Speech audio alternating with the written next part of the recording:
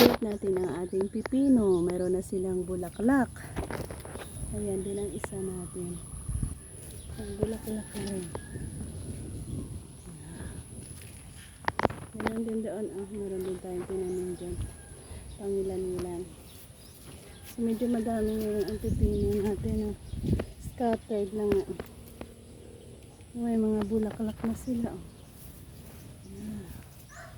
Continue kayo sa pag-grow para makapag-produce kayo ng magandang bunga para sa ating pipino.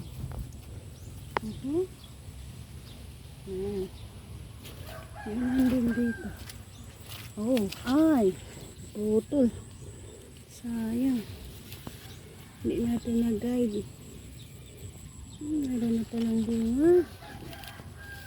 May bunga na ang hindi natin na-guide. Ayan sila. Ayan din dito sa kabila natin. Ito pala, pwede na naman natin ito lagyan ng string. Para. Ayan din. Hanggang doon. So yan yung mga pipino natin na itinanim. Abangan din natin ito kung maganda ang kanyang pagtubo ng kanyang mga bunga.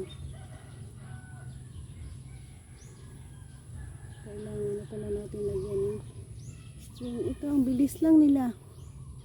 Siguro wala pa nga 1 month at nagkakaganyan na na.